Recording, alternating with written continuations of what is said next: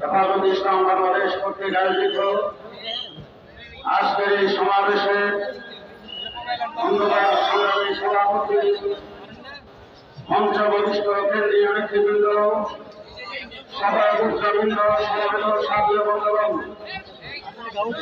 গত 15 বছর বাংলার ইতিহাস ও বিপ্লবের ইতিহাস